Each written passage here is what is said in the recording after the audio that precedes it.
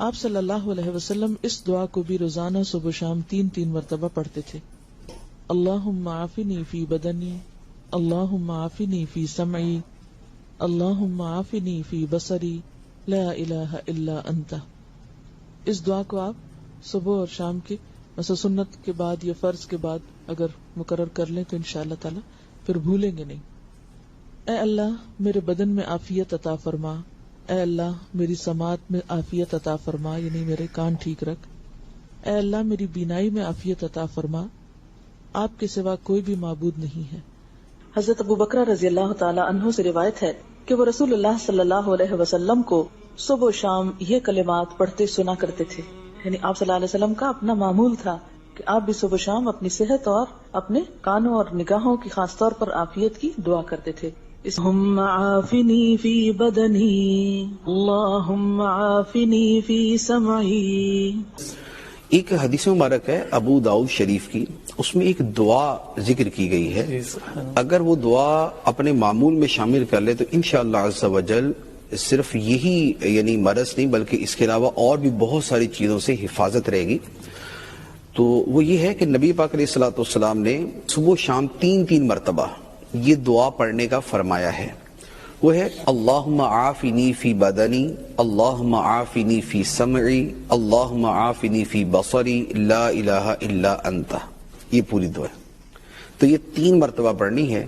تو یہ اللہم عافنی فی بدنی، اللہم عافنی فی بدنی، اللہم عافنی فی سمعی، اللہم عافنی فی بصری، لا الہ الا انت.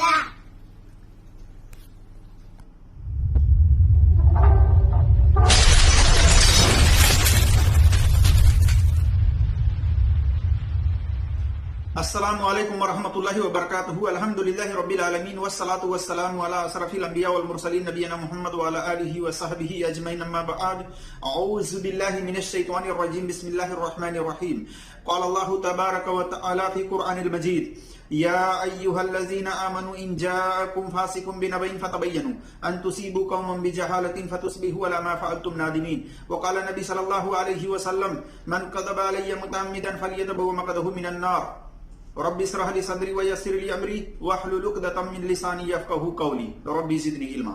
میرے عزیز دوستوں، بھائیوں اور میری اسلامی خواتین و حضرات، صبح اور شام کے اذکار میں سے ایک اذکار عام طور پر اکثر و بیشتر مولوی حضرات پڑھنے کی تعلیم دیتے ہیں، جیسا کہ آپ نے ویڈیو کے اندر دیکھا ہے. اسی طرح سے بچوں کو وہ دعا یاد کرائی جاتی ہے. کیا وہ دعا سند کے اعتبار سے صحیح ہے کہ صحیح نہیں ہے؟ ہم آپ کے سامنے مختصر طور پر جانچ پڑتال کے ساتھ بتانے کی کوشش کریں گے.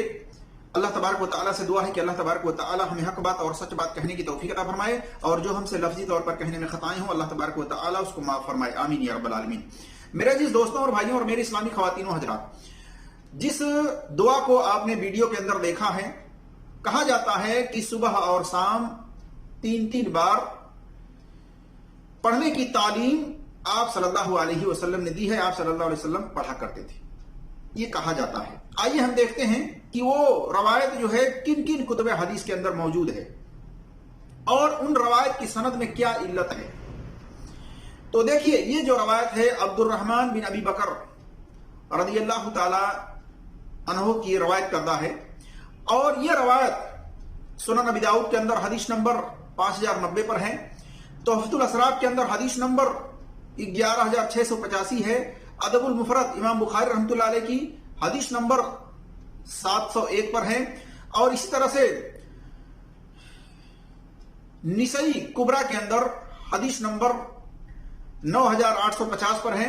عمل الیوم اللیلہ امام نسائی کی 22 پر ہے، 572 پر ہے اور 651 پر ہے. اسی طرح سے کتاب الدعا امام دارقطنی کی، امام طبرانی کی جلد نمبر 1 صفحہ نمبر 119 پر ہے. اسی طرح سے مسند احمد کے اندر حدیث نمبر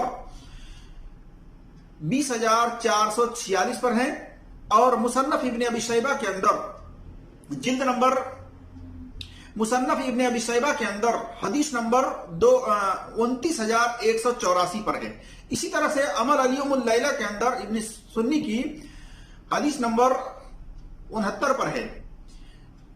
इसी तरह से इमाम शेख अलबानी रहमतुल्लाह अलैह ने तमामुल मिन्ना में जिल्द नंबर 1 सफा नंबर 245 में इसकी सनद को हसन कहा है।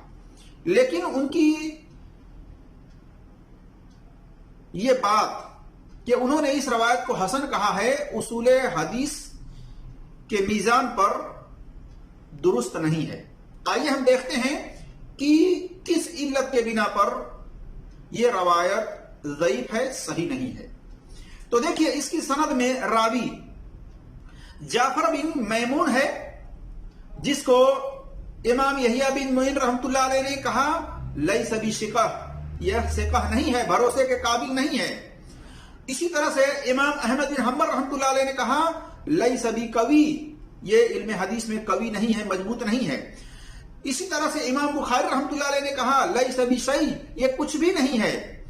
इसी तरह से इमाम निसई ने कहा लैस बिक़वी, ये कवि नहीं है। इसी तरह से इमाम अबू दाऊद ने कहा ज़ईफुल हदीस है, यानी ये हदीस के मामले में बहुत कमजोर है।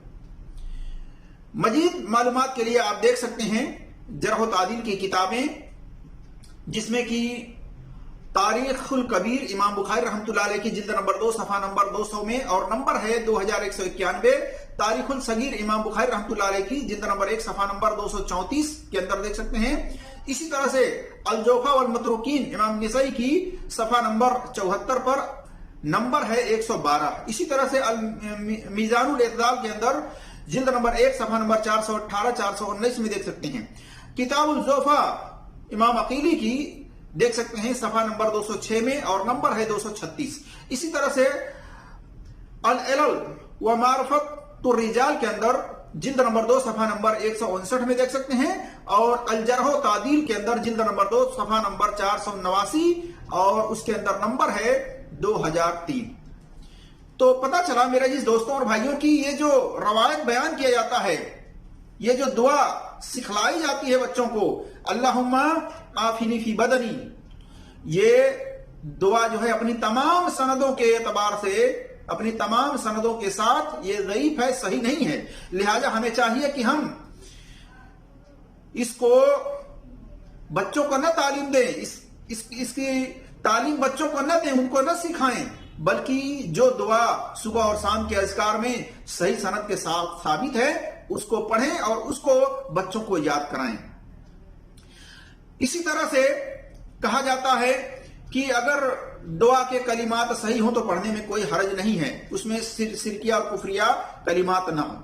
देखिए अल्लाह के रसूल सल्लल्लाहु अलैहि वसल्लम ने फरमाया है मन अमिला अमलन लैसा अलैहि अमरुना फहुवा रद्दुन, सही मुस्लिम में हदीस नंबर 1718 में, कि जिसने कोई ऐसा अमल किया जिस पर हमारा अमल नहीं, हमारा हुक्म नहीं है, तो वो रद्द है, मरदूद है।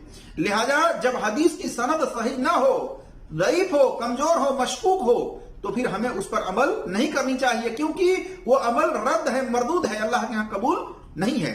इसी तरह से अल्लाह तबारक व तआला ने हर ईमान वाले को तहकीक करने का हुक्म दिया है सूरह हुजरात आयत नंबर 6 में कि या अय्युहल्लज़ीना आमनू इन जाअकुम फासिकुम बिनबइन फतबय्यनु, कि ऐ ईमान वालों जब तुम्हारे पास कोई फासिक खबर लेकर आए तो उसकी तहकीक कर लिया करो। लिहाजा हमें चाहिए कि हम तहकीक कर लिया करें अपने सलाहियत के मुताबिक, अपने इल्म के मुताबिक, उसूल हदीस के रू से, जमहूर मुहद्दिसीन के मीजान पर, या नहीं तो किसी मुहक्किक आलिम से उसकी सनद के बारे में सवाल करें, पूछें, तब जाकर के उस हदीस की सनद के बारे में हम जान सकते हैं, उस हदीस के बारे में जान सकते हैं कि सही है कि सही नहीं है। इसी तरह से अल्लाह के रसूल सल्लल्लाहु अलैहि वसल्लम की तरफ ऐसी बात मंसूब करना जो सही ना हो, ऐसे लोगों के लिए वार्निंग है। तो अल्लाह के रसूल सल्लल्लाहु अलैहि वसल्लम ने ऐसे लोगों के लिए वार्निंग दी है जो जानबूझ करके रसूलुल्लाह सल्लल्लाहु अलैहि वसल्लम की तरफ झूठी बात मंसूब करते हैं। फरमाया आप सल्लल्लाहु अलैहि वसल्लम ने सही बुखारी में हदीस नंबर 109, 110 वगैरह में من کذب علی متعمدا فلیتبوأ مقعدہ من النار، کہ جس نے جان بوجھ کر کے میری طرف ایسی بات جھوٹی منسوب کی جس کو میں نے نہیں بیان کی ہے تو اس کو چاہیے کہ اپنا ٹھکانہ جہنم میں بنا لے۔ تو میرے جس دوستوں اور بھائیوں، تحقیق کرنے کی ضرورت ہے اور صحیح حدیث مل جائے اس پر عمل کرنے کی کوشش کرنی چاہیے۔ اللہ تبارک و تعالیٰ سے دعا ہے کہ اللہ تبارک و تعالیٰ ہم تمام مسلمانوں کو قرآن اور صحیح حدیث پر عمل کرنے کی توفیق عطا فرمائے اور ہر ایک کی بات کی تحقیق کرنے کی توفیق عطا فرمائے۔ آمین یا رب العالمین۔ السلام علیکم ورحمۃ اللہ وبرکاتہ۔